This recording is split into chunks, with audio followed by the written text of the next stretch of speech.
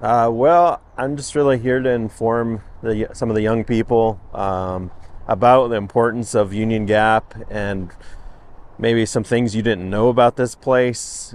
Since a lot of us, we drive through it, and maybe we take it for granted that Yes. there's a history here going back before the time of humans, um, back when animals ruled the world, and Coyote Spilei was kind of the granddaddy of them all. He had an abundance of power, but he also had a responsibility, um, as handed down to him by the Creator, to prepare this world for humans, the coming of humans.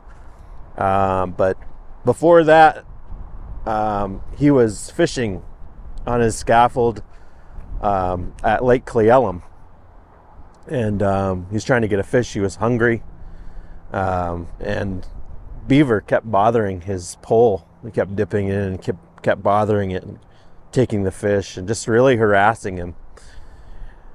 Coyote finally got fed up and jumped in the water, and they started fighting. And they fought and they fought and they fought. And Beaver's brother came along to help his brother fight Coyote. Then his brother was killed, and his body lays in the Kittitas Valley. We call it Craig's Hill, that a lot of people live on.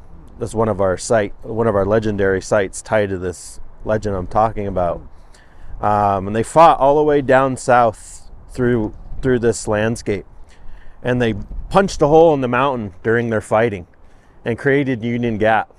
And this fight continued all the way down to the Columbia River to Rishram, and finally Coyote killed him and then tore apart his body. He left parts of it down there. There's a big rock in Wishram that represents beaver.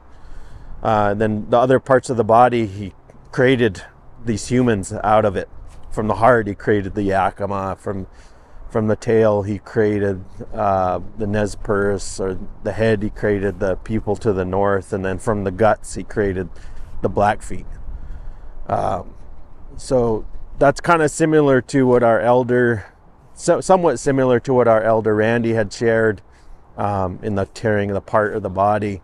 And it's kind of a reoccurring theme in a lot of our oral histories. Obviously, Randy comes from different people. So a lot of us on the Columbia Plateau and in the Northwest, we have similar themes and similar oral histories to help explain the landscape that we see. And it's part of our history, and it's part of our heritage, and it's something that we fight to protect every day. When people look at this place, maybe they just see a gap in the mountains, they just see a bunch of rocks, a bunch of weeds and sagebrush. But really, when you look at it and you bring your children here, when you're a parent and you tell them about this history and how it's been handed down from generation to generation through the oral tradition, that's an important part of our record, an important part of our history that we try to maintain, to try to keep it from being damaged. Now, the other part of the story that I wanted to share with you was, before the coming of humans, it was not decided if they would sleep through the night or they would hibernate. And there was two beings that were fighting over that. The frogs wanted the humans to sleep through the night, and the bear wanted the humans to hibernate. And so they, at this place right there at that step, the bear stood. He sat right there, and up on that side, that peak, the frog, that's where he stood. And the frog was ribbit, ribbit, ribbit, ribbit, just really pestering the bear, because he wanted to beat him. He wanted to have the humans sleep through the night.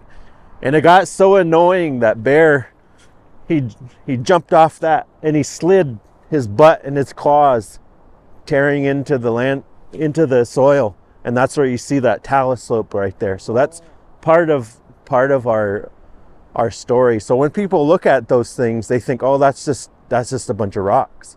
It's like, no, it's been there and it's part of our history here that we try to maintain. Now, something recent that's happened is this crack that was formed artificially as an accident, and we were really concerned that this whole mountain would fall into the river, and we would lose our legendary site, a part of our legendary site, so we wouldn't have it anymore. But fortunately, so far, it looks like we might be okay. We just never really know. But yeah, those are the two stories about Union Gap and why it's an important place, just from a oral history standpoint. And there's a lot of these different places throughout our valley and through our territory that we fight to protect. Like I said, people look at them and describe our land, as desolate, as nothing, right? As a wasteland, opportunity wasted, that we were just living here and we didn't take advantage. We didn't grow crops. Well, we didn't need to. We lived on the land. We took what we needed. We didn't take too much. We managed the resources, not just for ourselves, but for future generations, in perpetuity, which means forever. And that's the way we've lived, and we still fight to preserve that. And now we have other folks that are joining in that fight. You have federal agencies that own land, state agencies that own land, that have a responsibility now. And maybe it isn't always, I guess, in line with the tribe's understanding. It hasn't been historically, but hopefully as time goes on, as they learn the real history of the landscape, they can understand what the tribes have been fighting for so many years. So yeah. Thank you. I think about a lot of storytellers that I've known, and the information shared to me. I think my late boss, Johnson, Meninik, Atwide Johnson, my grandpa, Pete, he told me a lot of the history. I was young when he died, but some of the other elders that have gone on, and it never is shared with you at a time when you're really ready for it. It's not like you just go up to say, "Tell me everything you know, grandfather." They just kind of plop it on you, and they're telling you for a reason, and that's because they want you to be prepared for something that you're going to face. Maybe it's something you're going through in your life, because these oral histories are there to help prepare us. They're to survive, because there's things here that'll kill you. This river, if you're not careful, if you don't know about it, there's places in this river that'll suck you under and twist you around and tie you into a knot. Not really, but it's dangerous. Right. You don't play around with it. So we have stories about that, about our fishing. We have stories about the different plants that can kill you, the death camas. There's a reason why we don't eat certain foods, and even during certain times, certain plants can cause women to even lose their baby inside them. There's those kind of things. So, and we didn't have a written record. So listening, this is the big part, not just the oral part, but that's incredibly important in our culture, but the listening. And I think we all need to learn to listen better. Do your children know some of these stories already? Yes, they do. Probably more than they want to know, because Emily and I, my wife and I, tell them repeatedly over and over and over. And they're like, "Yes, we know, Mom. Yes, we know, Dad." So, we take them to different places, on the lower river, Snake River, everywhere. Maybe we can have them gather there, whatever, so that they'll remember that.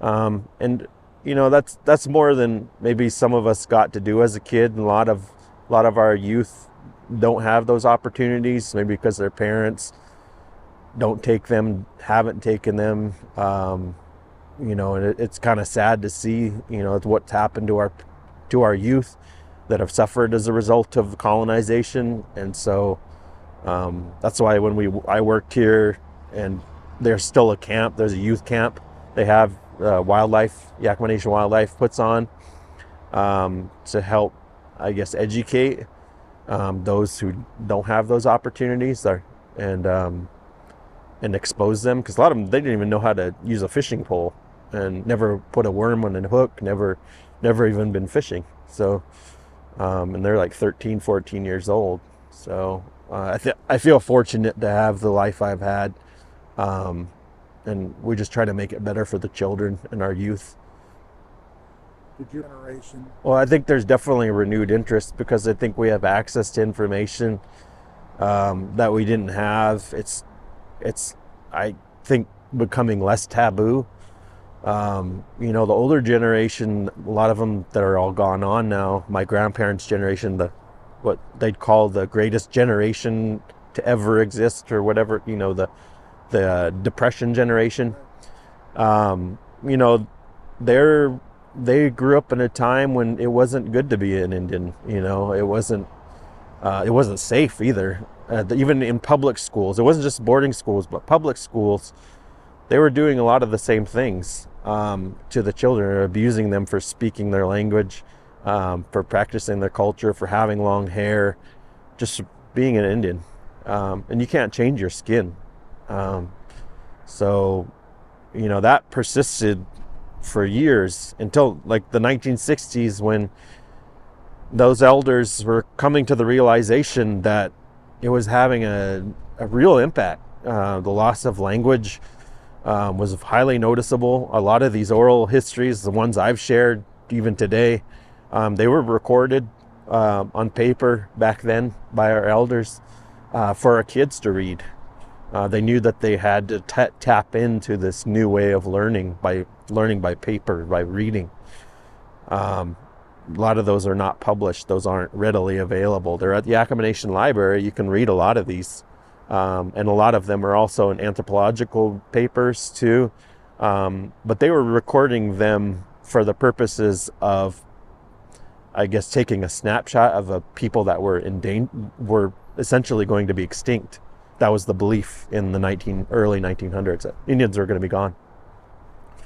And so they recorded everything that they could ad nauseum, just, minute, weird detail. And we're now able to go back to that written record and compare it to a lot of things. So you're kind of rebuilding in a lot of ways. Yeah. It's not going to be what it was. It's always going to be different, but nothing is ever going to be what it was. We're always in that process of changing. And I think that's the important part, is valuing that change and our ability to survive in a really modern context, like we're doing here. Like this technology, the phone, everything wasn't accessible to us 20, 30 years ago, even when I was in college. So yeah. Let's do more of these this spring if you got time. Alrighty. Thanks, Tom. Yep.